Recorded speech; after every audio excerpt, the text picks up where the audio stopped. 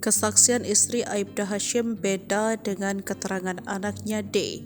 Tiga saksi Supriyani ungkap kebohongan. Sidang keempat kasus Guru Supriyani PN di Baitu Konawe Selatan pada Kamis 30 Oktober menghadirkan istri Aibda Wibowo Hashim, ibu dari siswa yang diduga dianiaya Guru Supriyani. FN mengaku menjadi orang pertama yang melihat luka lebam di paha anaknya, dan dia mengaku dipukul Supriyani karena belum selesai menulis dan disaksikan temannya.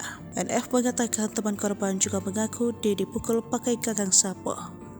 Dia sebutkan beberapa nama. Saya datang ke rumah salah satu teman anak saya untuk memastikan kebenaran, ujarnya dikutip Kamis 31 Oktober.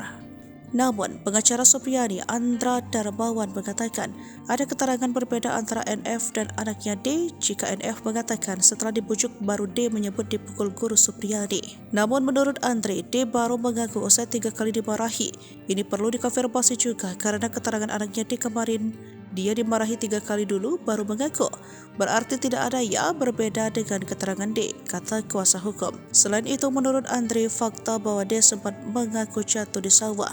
Ditanya ibu korban, awalnya anak ini mengaku jatuh di sawah, lalu ayahnya tidak percaya, akhirnya didesak dan dia membuat pengakuan yang berbeda bahwa ia dianiaya oleh ibu Supriyani, kata Andre. Majelis hakim memberikan kesempatan kepada Supriyani untuk menanggapi pernyataan FN. Supriyani membantah seluruh pernyataan FN dan mengaku tak memukul korban.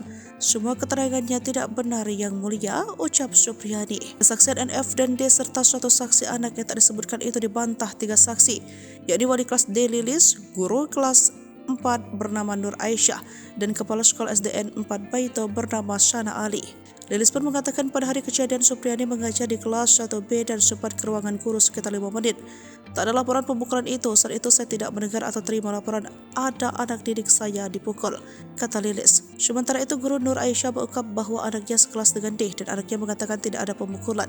Saya tanya anak saya, dijawab tidak ada pemukulan di hari Rabu dan jam itu karena mereka sedang belajar, kata Nur Aisyah. Sedangkan Shana Ali menyatakan keyakinan bahwa Supriyani tidak bersalah terkait permintaan maaf itu semata karena dipaksa oleh penyidik.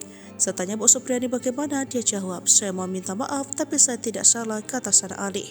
Terkait dengan hal ini, Kabid Propam Polda Sultra Kombes Pol Moh Soleh mengatakan 6 personel yang dipanggil terdiri dari 3 personel Polsek Baitu, 3 personel Polres Konawe Selatan, sementara masih pendalaman, ucapnya Selasa 29 Oktober 2024.